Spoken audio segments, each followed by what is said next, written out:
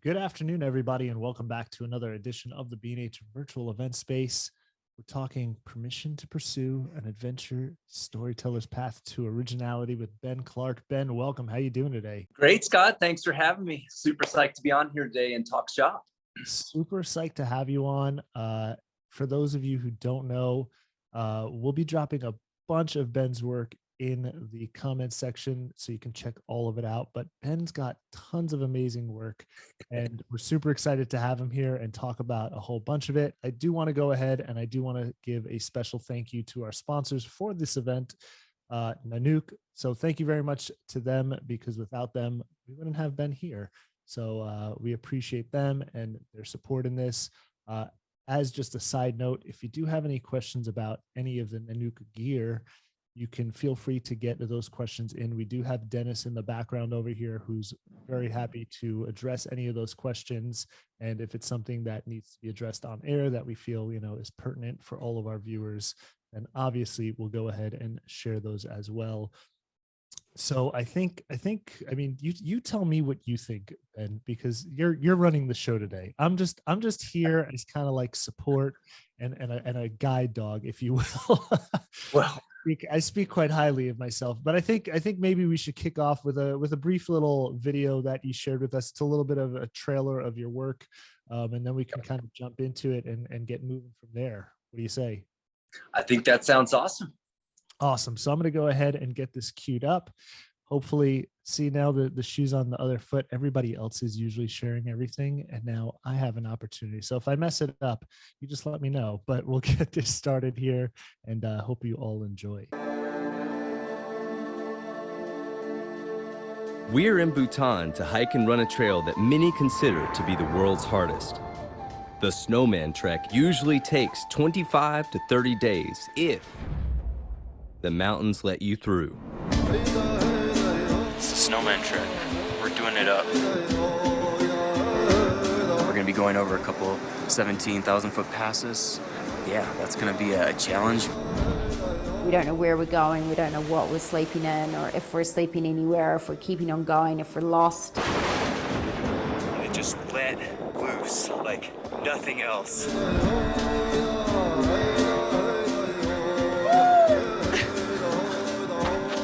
So even myself, I thought it is impossible.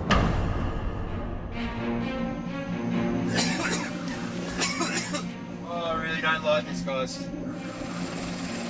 This is hard. We're all crying.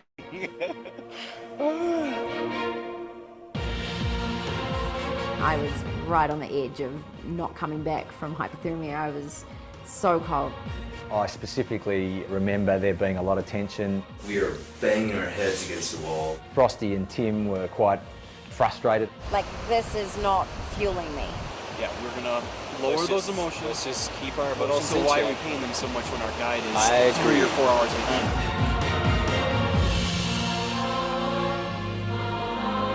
In the end, the mountains make it, and sometimes they don't let you pass.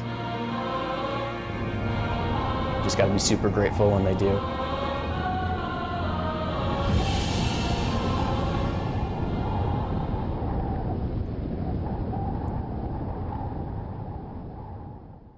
All right, I love it. So I'm feeling cold already again. I'm bringing back flashbacks for you. Yeah, I haven't watched that in a minute. It's been a little while, huh? Yeah. I mean, especially with that film, like, one of the biggest things that I loved. I'm curious. I'm a guy who loves to go to different cultures, loves to see new things, loves to film in the mountains and in all these natural environments. In that particular film, by a long shot, I never would have thought it, but that film went in over 400 theaters in this country and then on into other countries. It ended up being an iTunes bestseller. And for me personally, going there, directing it, coming up with the idea, getting the stakeholders, moving it to the market, like all these things, like all the boring stuff that has to happen to get a movie to market. I still can't believe that it got shot. And then we were really able to process all that stuff to take it to people because it's about running, it's about adventure. And as we know, I mean, with Free Solo, with films like Meru, like with films like The Dawn Wall, we see some of those types of films.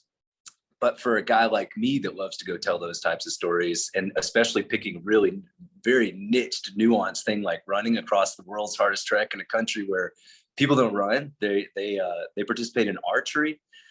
It was the culmination of about everything I could possibly imagine in my lifetime working up toward. And ultimately, like, that's one of the biggest things about, I think, our conversation today is just having this opportunity to go do things in life. You don't get it unless you like give yourself permission first, unless you're like willing to say, hey, I've got this idea. It sounds bold. It sounds crazy. It sounds exciting. If it sounds bold, crazy, and exciting to you, it probably will sound bold, crazy, and exciting to somebody else too.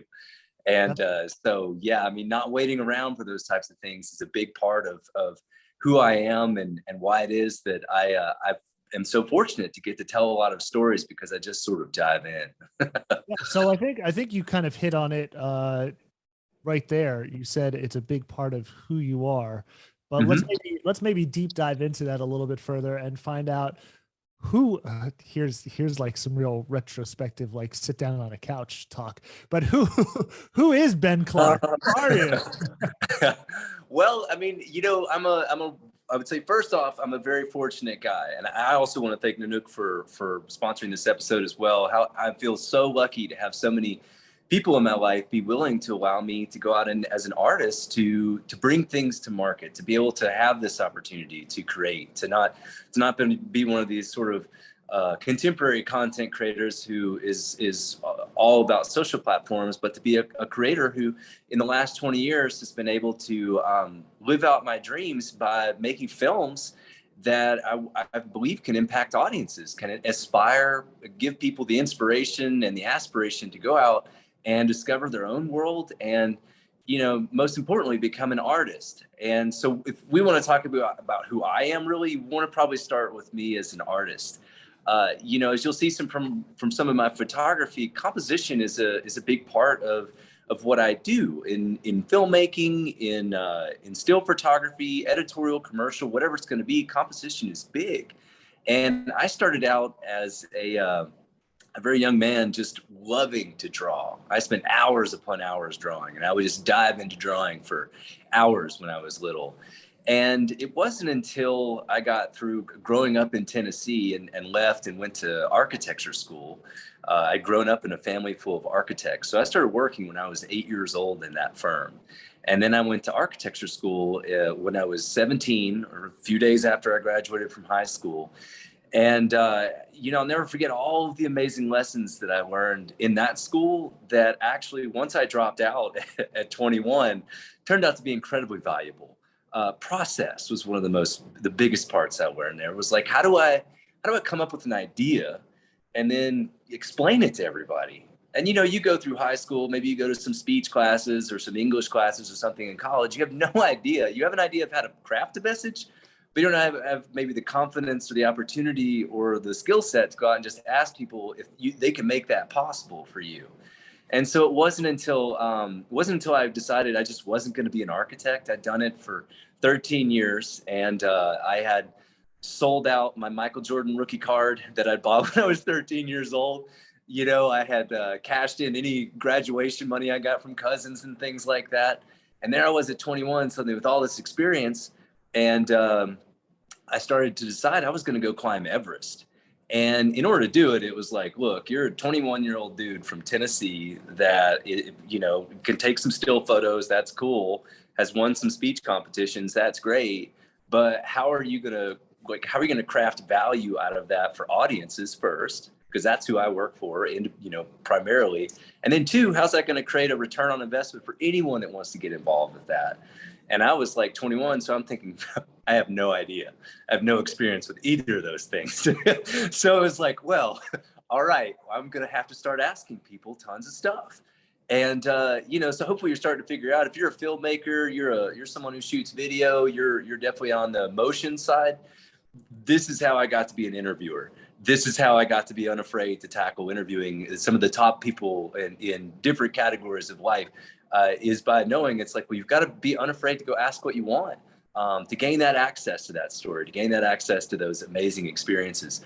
So dropped out, went to begin the process of recruiting finance in order to go.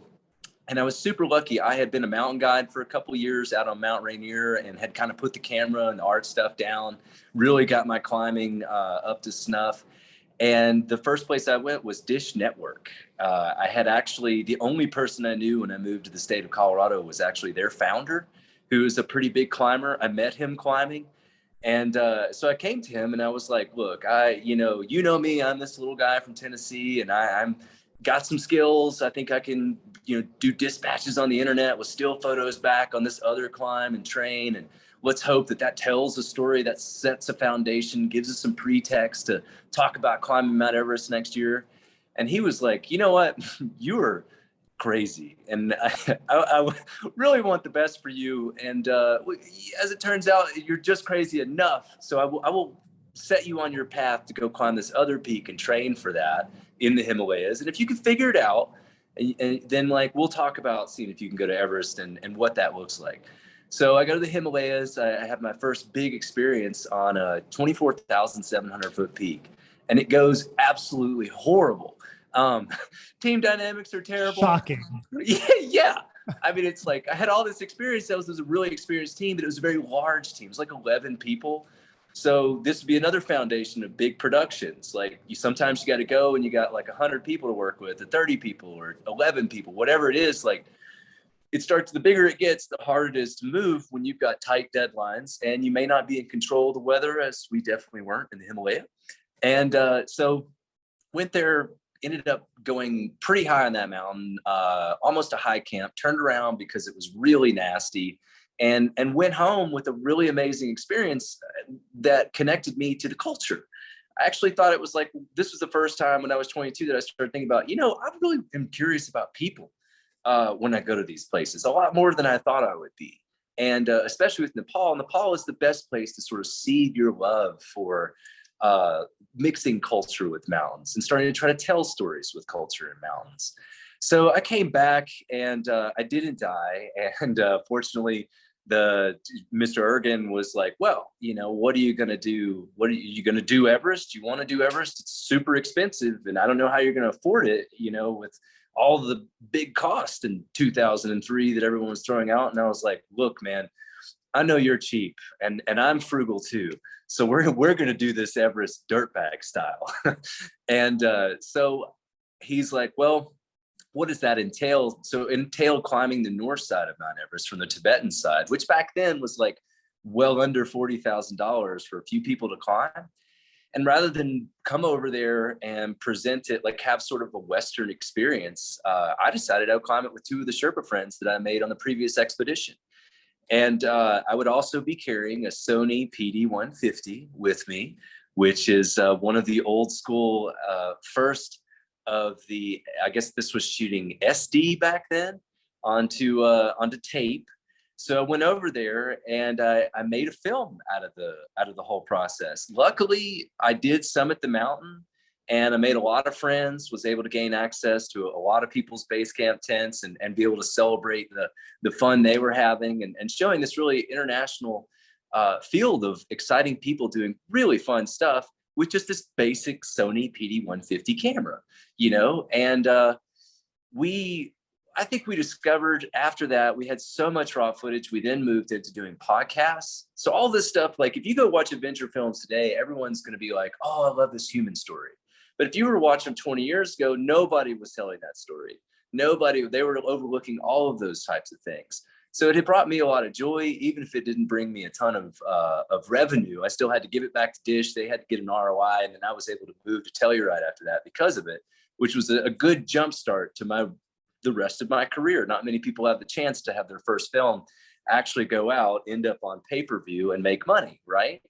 So I moved to Telluride, Colorado, and I'm living in this mountain town, and I take a job at a local paper so I can learn how to sell advertising, because that was the founder of Dish Network's advice. He's like, you learn how to sell media, I think you'll do just fine in making movies later. So while I'm doing that, my producer, who is this really talented and incredible and amazing guy, John Miller, was like, hey, Ben, film's out and this podcasting thing is starting up. Do you want to participate? You want to take your raw footage and put this out in raw form, 15, 20 minutes long, talk over it, just guide people through the experience.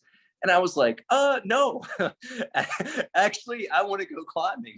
I want to ski this year and I want to ice climb. Like, I live in Telluride and I'm going to focus more on the skills that are going to give me back to the Himalayas than this. And he was like, well, I'm going to go ahead and just start it and see how this goes. And then if you want to participate, let me know. So he starts it off. It ends up being an incredibly successful podcast. The Rest of Everest, you can find that at therestofeverest.com. You know, it was, I think, 96 episodes out of that 84 hours of footage. And we've just systemically demystified what it was like to go on an expedition. And this was back again before people were doing any of that kind of behind the scenes stuff, to really let people know, like, it's not glamorous. It's not all tough. It's not all extreme. Like, it has these nuanced moments and friendships that you develop that are the basis for great storytelling. So I got super lucky from that. And that did really well and won Best of iTunes awards for, I think, 07 or 06, 07, and 08. And like, you know, Steve Jobs mentioned it in his 2008 keynote. And it was just a really amazing thing. And I have to credit John truly with birthing that and carrying that forward. And ultimately, even though it was my footage, allowing me to participate after I told him I thought it was a terrible idea. It was at that time, you know. It's like, oh my God, I don't have 5 hours a week to do this, you know.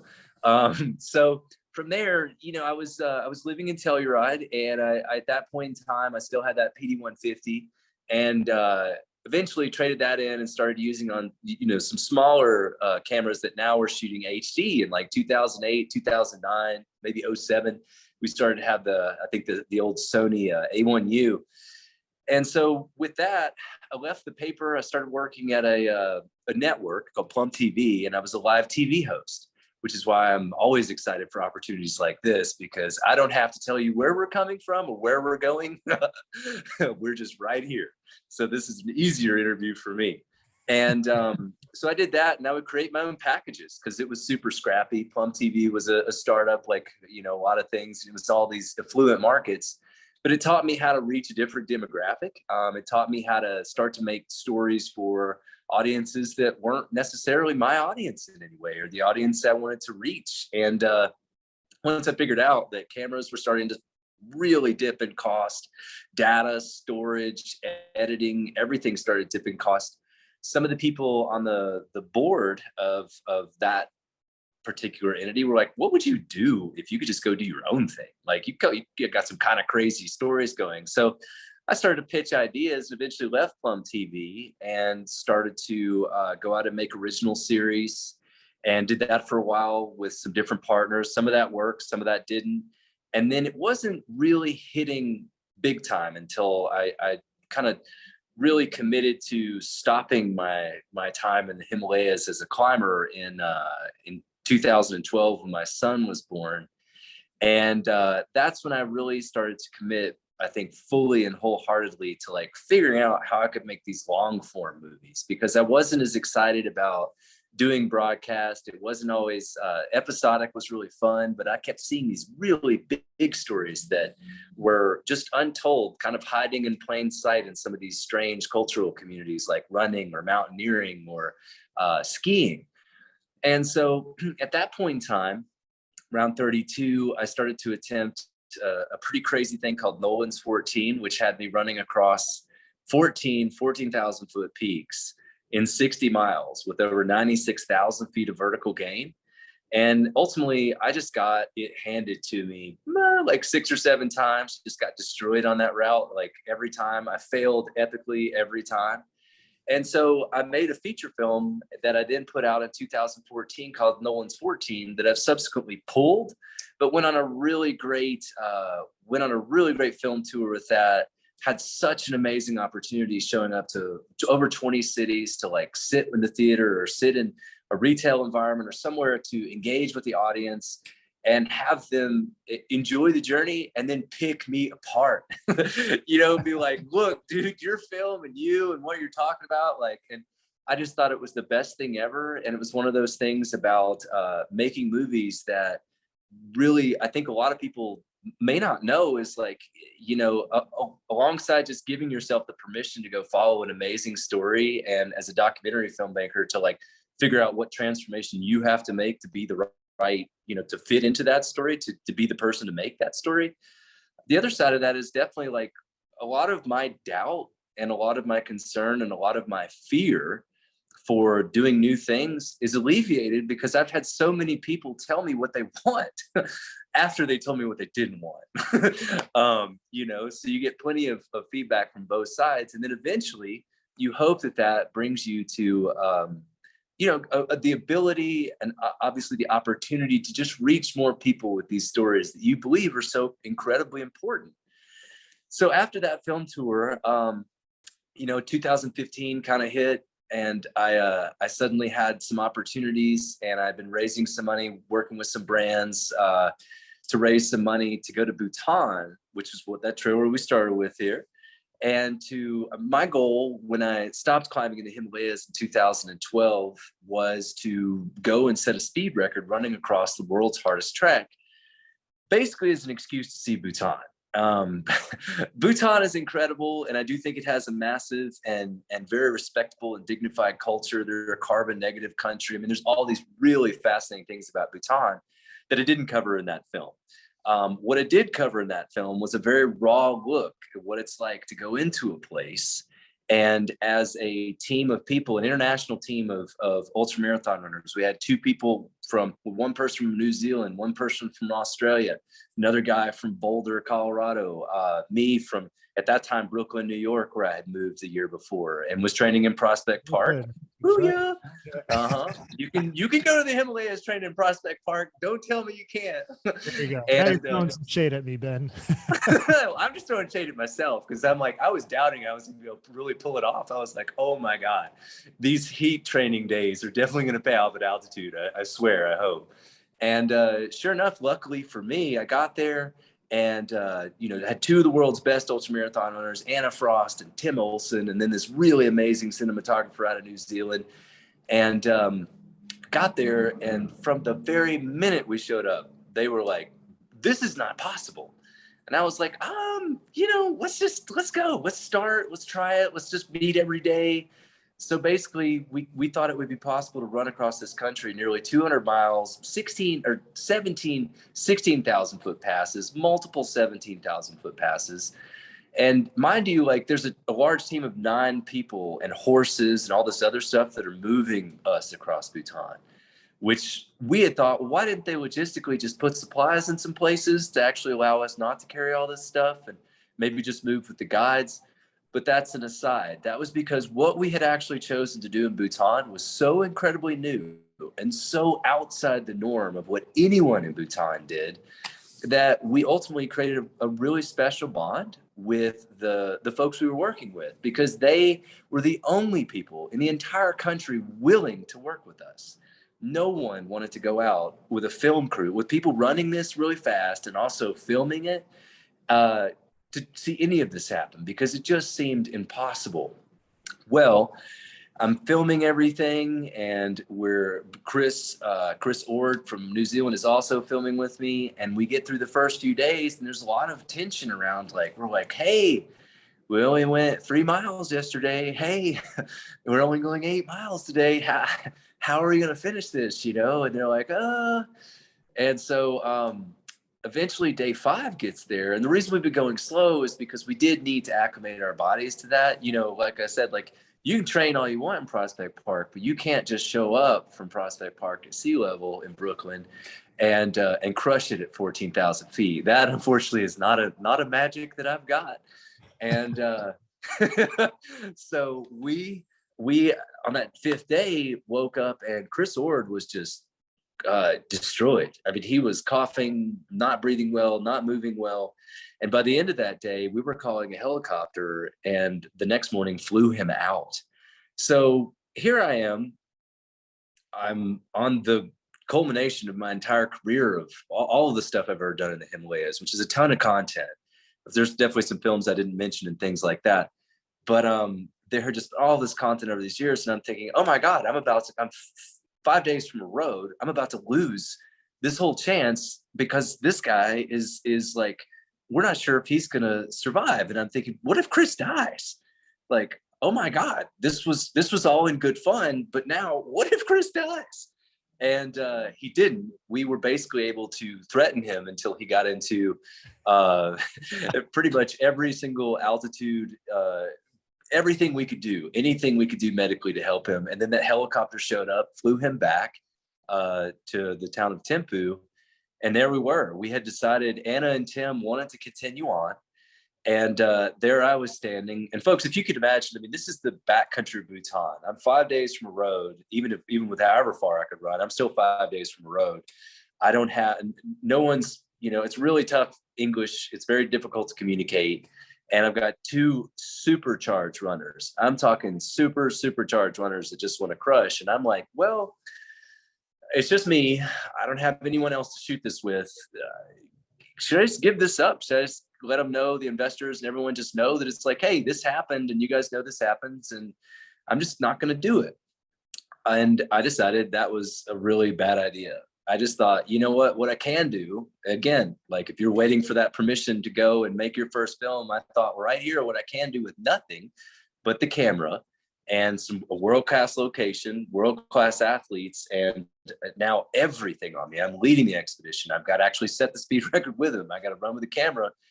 And I just thought, you know what, I'm just going to have a blast doing this. And I'm just going to do everything I possibly can to just make this whole film possible and never put this camera down. If I see the opportunity, or if I want to start producing, or if I want to trail somebody for the day, I'm just going to do that. Because I had another 10 days to figure it out, you know? So I did it. And we got to the end of the trail, and we had the last 5 days that were just mega day stacked on mega day of things, which made for a very dramatic ending to the film. And then when we said it, the most important part I found, and why it is that I think being a storyteller is incredibly awesome, is that no one in the country of Bhutan thought I was going to leave that country with the movie. They thought there's no way. This guy had this little camera. He had two little cameras and he had this big camera back in Thimphu to do these interviews, but there's no way he got a movie out of that. No way. And I had like kind of been laughed at when I showed up in the country and was trying to pay a very expensive permit fee to even shoot a film in the first place. And they just said, with those cameras? Yeah, right. No way. It's just you and this guy. No, we've seen what productions look like. No, we're not going to charge you. This is not even going to be anything. And I thought, okay, fine. Well, about, I guess, 18 months later, suddenly the country of Bhutan erupted one morning when they woke up and National Geographic published a story that said in about 3 weeks that film was dropping in theaters in the United States. Nobody believed that was coming. And it got the king a little upset, which was kind of interesting because they like to know when those kinds of things are happening and they like to see that kind of stuff before it comes out. So, you know, it had turned into a real coup for myself. I never stopped believing it was possible. I never stopped believing in expeditions and running culture and mountain culture and blending that. It's not a film for everybody. I'm still blown away that it went as large as it did because I really feel like everyone can enjoy parts of it, but I don't think it's really sort of a niche thing. And the coolest part about it that I think I never anticipated, and one of the things that I now take into consideration from Nolan's 14, the film I pulled off of the internet and stopped actually allowing to sell, and then with the Snowman Trek, is that these films have impact. People not only like, people let me know they like it, people really let me know they don't like it. And beyond that, it's like, you know, with Nolan's 14, a trail started to develop, and that's why I pulled it off of. I didn't want that trail in Colorado happening on those mountains. I didn't want to be a part of that. That wasn't my intent with making that movie. It was to celebrate the culture. And then with Bhutan, the Snowman Trek, the king he settled down, and he then underwrote with the Ministry of Tourism in 2020. Unfortunately, it didn't happen for international runners, but they put together a race for 30 of the world's best ultramarathon runners to go back and obliterate our record in 2020. This is a country that had no trail running, no trail runners in 2016. And now in 2020, they're inviting people from outside of the country, all over the world, to come in there. And because the Snowman Trek had become so popularized through our film to compete, well, the runners couldn't come. And what for me is so meaningful, what makes all of the hate mail you sometimes get when people don't love your product, was that the people who were local there before that happened, they went out to all the villages and they recruited people. They said, look, if you're fit, if you want to come out and do these training runs with us and you want to be a part of the Snowman Trek race, then you do these qualifiers and then we're going to set you loose on that course. So all of these local men and women went out to try these qualifiers, and these men ended up actually getting the opportunity.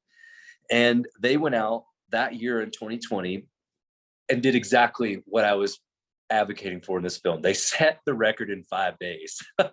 And they had a little bit of an abbreviated course, but to see the Bhutanese culture be impacted in that way, to understand that when you make a story, it can actually change.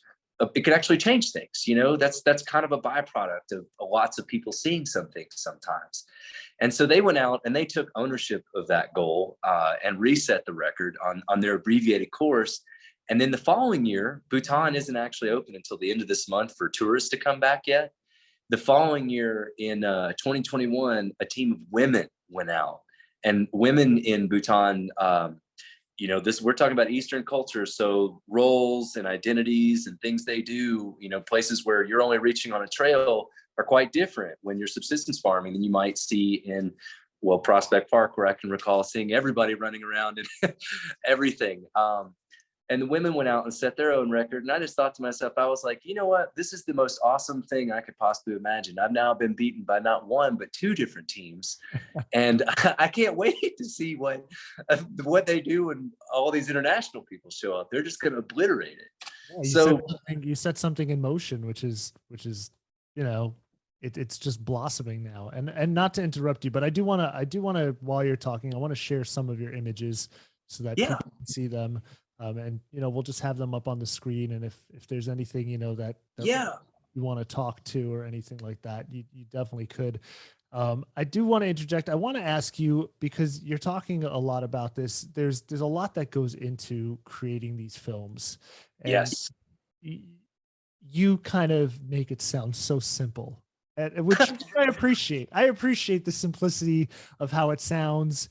And, you know, people being at home might look at it and go, wow, you know, okay, I could do this, which I mean, you know, if anything, that's what we're here to do, is to, you know, get you excited and motivated and implore you to go out there and chase your passions, which is, I think, you know, something that you did.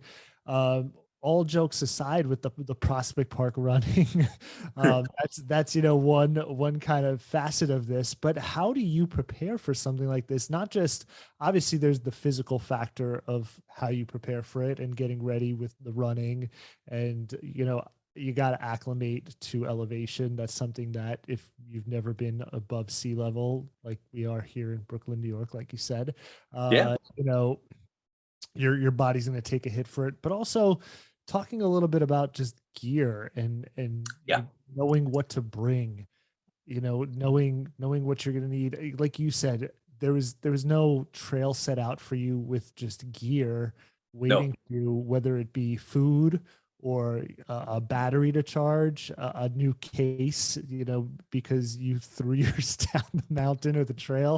You know, talk maybe a little bit about that stuff, of what kind of planning goes into it on your end before you can actually even get to the actual location. Yeah, totally. I mean, one of the, obviously gear is a big part.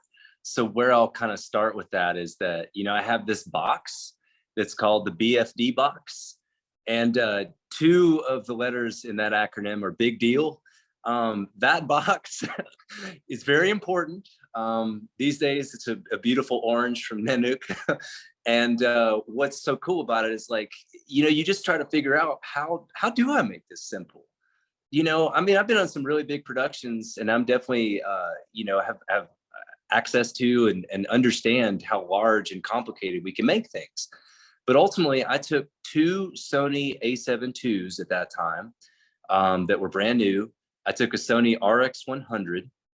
And if you can imagine, if you're a camera person, you're probably thinking to yourself, wait, the A7 II was pretty light and pretty affordable. And the RX100 was a prosumer version HD camera that shot some 4K with incredible high frame rate. So all of the high frame rate stuff in that film that was in the trailer, seeing that on the silver screen in all these movies nationwide, it was like, oh my God, the RX100 just totally delivered this incredible image. So these are cameras that literally fit in a camera bag on my chest or in a small pocket that I could run with and film and pull out on the fly. Amazing image stabilization is also part of my strategy. You don't have time for a tripod. And this was like 2016 for that particular film. We were just entering the era when you could buy the Ronin, and I think I had an Icon Beholder at that time that was like a $700 stabilizer or something.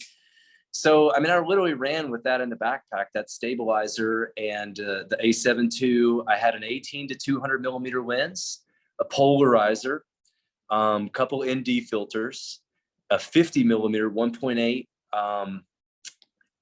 Yeah, and I think that was pretty much mostly what that film was shot on, other than I think it was a 20 to 70 or something like that, 24 to 70 that was on the RX 100. Now, so those are all today. You could pick up any of those off of eBay for nothing. I mean, nothing. So that's why I say it's like, to me, filmmaking is simple. I've never been a guy who got caught up in really spending tons of money or leveraging new cameras all the time. What I want to do is I want to get the most out of my technical skills with these cameras and crank their capability to the highest point. And so to do that on the trail, on this particular trail, as you alluded to, one of the biggest problems would be, how are you going to charge stuff? I mean, I was over there and there was no electricity for 15 days. So that's also part of why we took the A7 II. You know, I could buy tons of tiny batteries, and I think I took about 15 batteries over there for that. Same for the RX 100. So basically, I just tried to load up for each day and make sure I had something charged, so I could just pop that in there and know that no matter what, I was probably going to make it through it. Other sides of that would be that it's like, the more complex you make it, the more artistic you want to make it with particular lenses, you just might not find the time to use them. You know, I mean, it's very difficult to do the self-care that comes at the end of the day after something like this. I mean, you got to keep documenting it, but it's like your body has been through a ton. I love this shot, by the way. That's Mount Everest. I climbed Everest in 2003. And this is one of my very first and favorite still photos from back in the day from that expedition, like in the first 2 days we were there. But yeah, over many years, I just kind of learned how to start using all this smaller equipment. And like today, this documentary I'm shooting, I'd love to be shooting on the Sony FX6 or maybe the FX9, but neither of them are available. And B&H is so nice to send me every 2 weeks an update that it's still not available. Thank you, B&H. Thank you at least for letting everybody know that we're not putting any preferential treatment out there. Right. No preferential treatment for this guy. They're just like, dear Mr. Clark, you asked to be registered. Okay, well, still not coming. So I have just kind of overcranked my FS5 and got a bigger monitor. I mean, I'm using stuff that's affordable. I'm shooting on a camera. I don't know what I picked up that FS5 for, but I got it in 2019 for nearly nothing with the 4K RAW upgrade. And it's fantastic. It's 4K. It's putting it out at all the megabits I need. It's, you know, all the data people out there. It's doing what I need to do for a film. And when you see it in the big screen, I promise this film that was in HD looked great. It's going to look even better. And I can't believe it. So even on this huge film I'm making right now, which I think will go in at least twice as many or 2.5 times as many theaters. I can't tell you today specifically because I'm not ready to give all the details out. But it's gonna be a big film, and you know, it's embarrassing to make content that goes on the big screen sometimes because you really feel like you want it to go well. This is the premiere from the Snowman trek. That was an amazing night. Somebody told me I looked like a band leader in my tux because it had these stripes. So I'm gonna make sure not to wear that one again. They're like, dude, you have shiny shoes and you kind of look like the leader of a marching band. Oh man. So yeah, so you know, I'm still using stuff. I have really great glass. You know, one of the tips I would always give people is just go get the best glass you can afford. You know, at the focal ranges that you actually find yourself using all the time. You can always go back to your photography or your video and you can look at your EXIF data, start looking at what millimeter, where are you at? Where are you shooting the most? What are your norms? Find what you're comfortable and then buy that lens either from B&H brand new, because if you break it when you're out there shooting an adventure and you drop it and you have an issue, whatever, you're gonna get great customer service. Or as I would have probably done, I'd look for a 3 or 4 year old lens on eBay or Craigslist or something and pick it up for a third of the price, and maybe just send it off and have it refurbished or something. So there's several ways to be really frugal and, you know, have the maximum amount of content that you can create by just squeezing more out of your gear over time. And I know that there's, for a lot of people, that may not be an option. And I'm sorry, I do understand, like, I don't want to make this above what people could do, but I do know that, you know, rentals sometimes are the best way to go. And I think there's some really great rental companies out there, like lensrental.com. I think that does a great job. Anytime I want to think about purchasing a lens, that's what I do. I rent it, or I'll ask Sony for it these days and see if I could try it out on their Sony Pro loan program. And so I'll go out, I'll try that out. And sometimes I find, I'm like, you know what? I thought I would be shooting at this focal length more often. I'm not. This is not the lens for me. And then I don't make that purchase.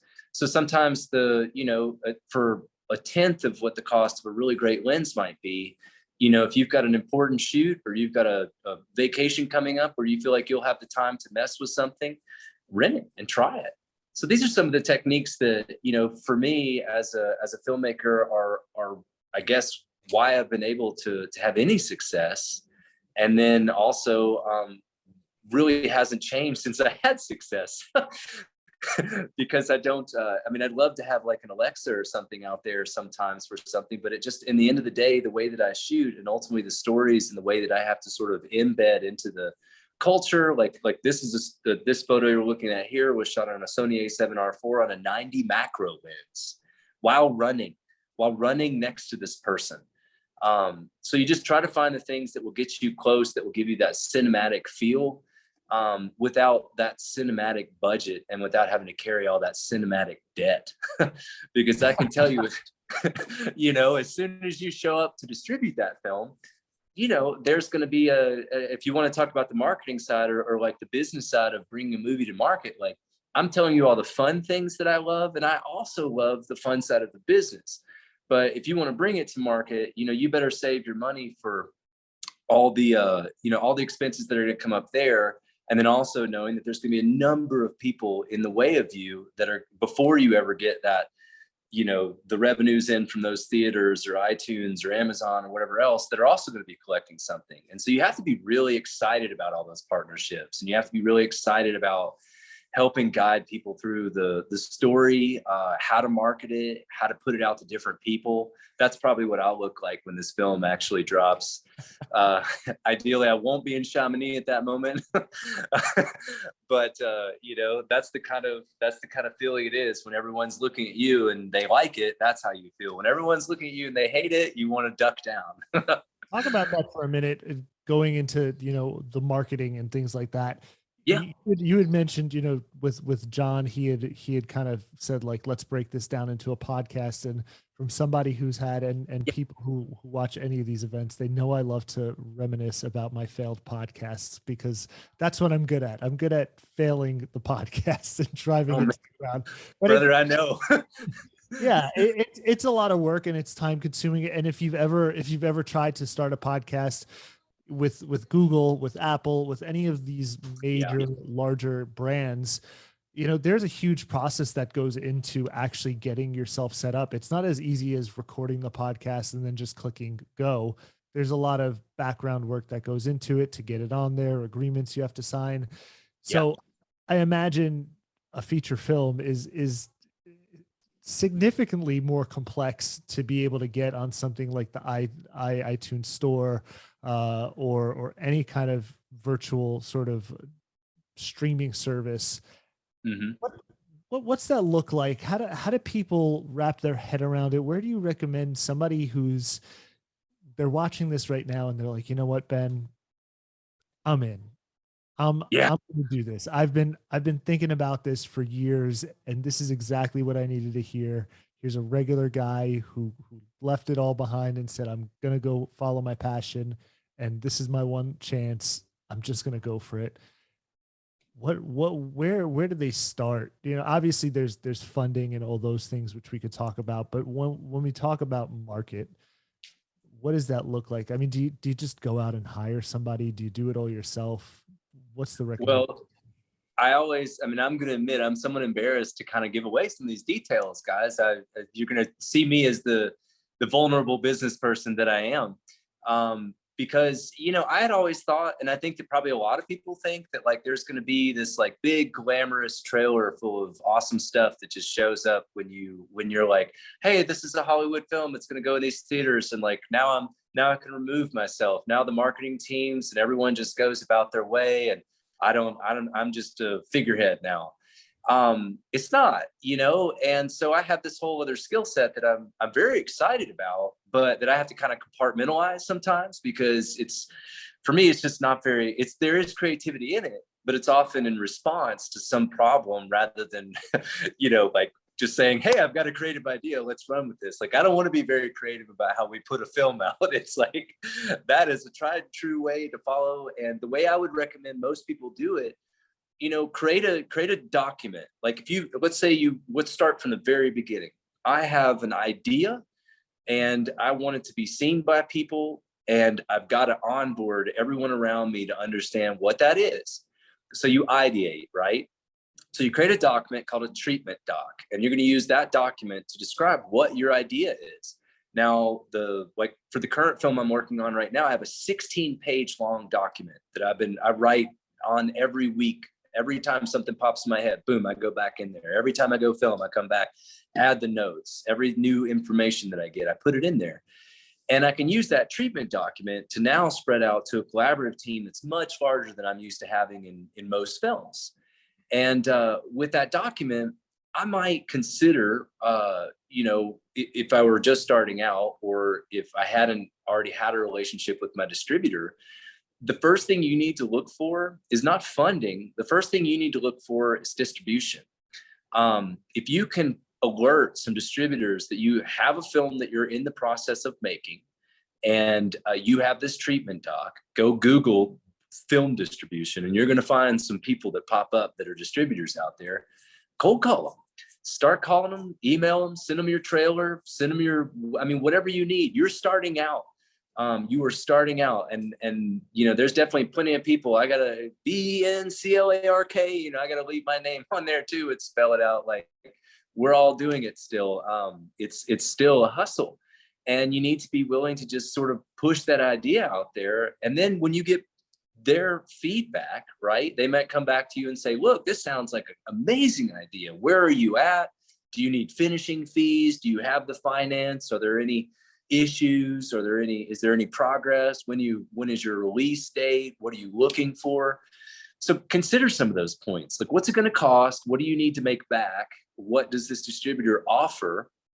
And how can you potentially align your film with it if you don't have any earned media marketing? And earned media marketing would end up being, do you have a film festival that's prominent that might take this film first before it goes to market? And in that case, if you do, you might have some really great press and earned media before you actually go to roll the film out to a massive audience. So, you know, that's ultimately what I would recommend to somebody who's just saying, hey, right now I've got an idea. Write it down, call that a treatment document, include the name of the film, all the ideas you've got. Don't be afraid to have holes punched in it left and right. Let them know what your budget is. Let them know what your timeline is. Let them know when you think you'll have it done. And then start cold calling or cold emailing distributors until someone gets back to you and allows you the opportunity to talk about that idea. You know, people tell me no, or we used to tell me no all the time. I don't really spend a lot of time getting away from the relationships I have now, because I'm pretty thick in what I'm doing. I'm always open to new relationships, and I'm certainly always open to have the meeting in order to understand what I don't know or what might be out there. That can always be important too. Might choose to work with somebody else on another movie. So you don't really lose much there. You just have to make that time and make that effort. And again, it's just like, once you put a movie out and you get all the feedback from audiences, it's kind of the same thing. Before you've even taken off from the runway, right? You can go ahead and start getting feedback from the business people, the business side of it all, to tell you whether or not they think you're going to have a successful idea or not, whether this is a product they're going to put hundreds of thousands or millions of dollars behind marketing in order for them to get their ROI and then you to get your ROI, because both of you have to collaborate. And the biggest piece of advice I would have in all that is, it's like, look, everyone's got to be really like excited and feel strong and feel emotional and feel creative about their idea. But just always remember, your idea has to fit within the context of our time. and the the business side of people will really help you narrow that down if it's not something that you're really familiar with yet. And taking all of that negative feedback becomes such a positive, because you know next time what territory not to stray into.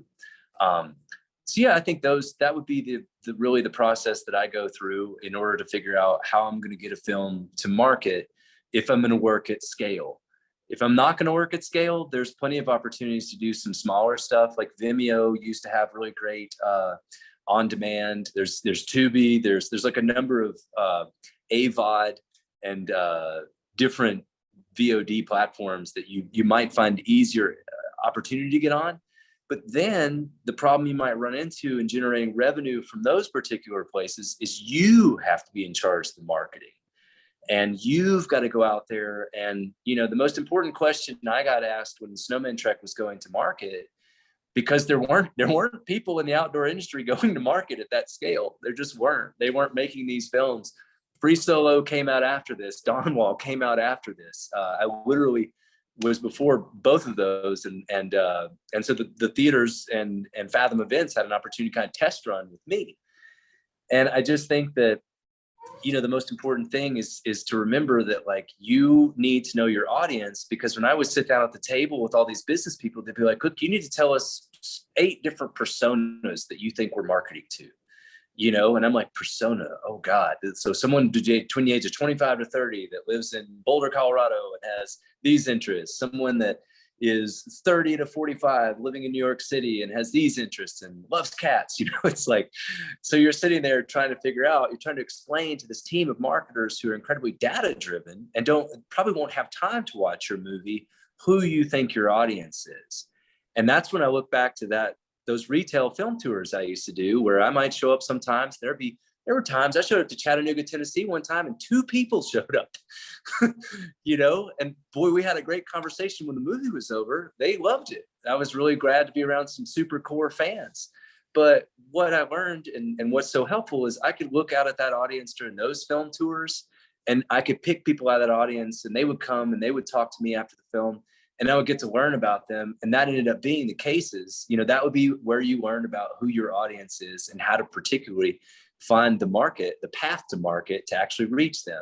Because there's plenty of really great films out there. Many people are far better than I'll ever be at making movies. But problem is, they got to figure out how to let people know that movie exists. That's the story, either within the story or after the story, that you need to be prepared for and hopefully have a fun time doing. Yeah. Now I can't believe that it's almost been an hour, because I could talk to you all day. I mean, we hit it off from the start. You're cool. I enjoy you guys.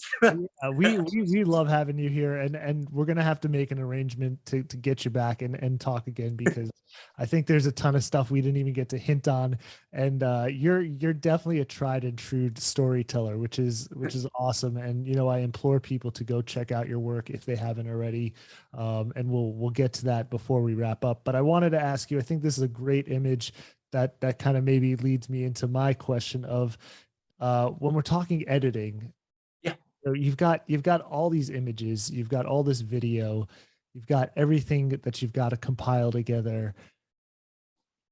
Where do you start? No, dude, it's so easy. I wish everyone could learn this way. Go take all of your interviews and just start cutting out the answers that are relevant to your topic, and then put them in a timeline. Keep every interview separate, put them in a timeline, and get the backbone of your story written first. A lot of times, like, people get visually, like this image, I had this RX 100 footage that was a high frame rate that matches this image in video. I can't tell you how many times I saw that image in my bank of images and thought, God, I can't wait to start editing around that clip, And you have to have the restraint to just write that story first. write the story. Do not let your creative brain start running off into these wild illusions of creating moments. Just go get the story so that people can understand it in its most simplest components. Once you have that story, it's written, it's tangible, it's real, it's possible to follow. Then supplement it, take out parts of it if you have better stuff from in the field where people maybe talked about it and got it shorter, so that you can place the context of wherever the substance of your story is taking place. And then above that, start popping in on your B-roll. And then after that, add your music. I mean, it's the amount of content I'll be working with sometimes is superior. It's so incredibly overwhelming. But this process works for me every time. Write the story first, go through those interviews until you can't even look at another person talking. And you take them all out, keep them all on a separate timeline, then create one master timeline that you were writing that story. And then again, pop out what you might be able to get better from in the field that's live in real time, so your audience feels a sense of still being in the story. And then lay your B-roll over that and choose the best shots. And then when you get your music on top, now all you got to do is retime things and you're done. Yep. So simple, easy. I do it for, if it's 30 seconds or 3 hours, I do it the same way. It's like, why didn't you think about that? Come on, Scott, such an amateur over here. So I do want to let everybody know, if you haven't had a chance to check it out yet, we did drop a whole bunch of different links to different works that Ben has been a part of. Thank you. Directing, producing, all of that stuff. And I think this is actually the last image in our slideshow here. Lightning at Thunder Lake in Rocky Mountain National Park. It's not a bad way to end, right? Totally. How can people find you? Where can people find you? Where can people find, your movies that you're putting out? Yeah. Just stay up to date on what Ben Clark is producing and bringing to us. Totally. Well, first, Scott, I want to thank you for you all finding me in the first place, and Dennis Nanook, of course. And then, you can find me on the most prevalent place to find me, where the largest audience is most engaged and I love hearing from. It's going to be on Facebook. I'm just Ben Clark. I'll have the little stupid blue check mark and the film director. So I'm a film director. Facebook allows me to be. It's such a crazy platform for really engaging and talking about this kind of stuff, So you can find me there. I think a lot of people were coming from there over here to watch this today, and I hope everyone that did had a good time. I hope I'll hear from you later today. And then I'm on Instagram at just B Clark Mountain. Over there, I don't post as much because I really enjoy more of the back and forth and publishing links and different things in Facebook that allows. You get a much larger opportunity to talk about things, I think, over there. And then, of course, I'm just on LinkedIn. Look the same, maybe have less gray hair in that picture, I think. Sorry, don't mean to be false advertising, but the pandemic gave me more gray hair, right? So if it doesn't look like the same guy, you can tell me that too. So yeah, you can find me there. And yeah, I hope you will. I just absolutely, every day I'm so grateful that I have this audience at scale to talk to, because I'm always publishing new photos, always publishing new video clips, and you don't know, some of that stuff is probably going in something really big at some point. And I just love having the opportunity to talk to people right now with still images or small clips of video to see what they're interested in small snippets of things that are going to appear in movies later. And it is just like, for me, so many people talk about how toxic social media is, and it is. But I just put aspirational stuff out there. I don't have opinions. My opinion is have fun, enjoy yourself. Please share in nature, save it if you must, and please document it, because there's no reason not to enjoy it for yourself and take a little piece home. So yeah, those are the areas where you'll find that. And I hope that people will come over there. Ben, I can't thank you enough. Next time you are in Brooklyn, New York, let's go for a run. You'll probably You got it. destroy me, but that's okay. I'll try to get my legs moving, and we'll have a good time. We'll go to Prospect Park even. Okay. I would love it. I would love it. You know I'm gonna do that. You know that's happening. listen, you have my info, so we'll make it happen. I want to also thank Nanook for going ahead and getting us linked up with Ben, because without them and sponsoring this event, we wouldn't be able to bring you great content like this and great conversations like this. So thanks to them. Dennis, I know he's in the background and he's just hanging out, kind of taking care of all the technical stuff, but we appreciate you guys. We're super thankful that you're a partner here, and we appreciate you bringing us this so that we can continue to grow a community of people sharing in enjoyment of things they love and creating work. So thank you to them. And obviously, without the people at home watching, you're the most important. So thank you guys and girls. Yeah, thank you guys. Without you, Ben doesn't have an audience, and I probably don't have a job. So take my cell phone away and I'm just another guy. There you go. That's it. We're just a bunch of guys going gray on LinkedIn. So yeah. I mean, just pick us apart all day long. That's it. So I want to thank everybody for being here again. To everybody at home, we hope you enjoyed this, but that is all the time we have for you today, right now. This has been another edition of the B&H Virtual Event Space. We'll catch you next time. Thanks, Scott.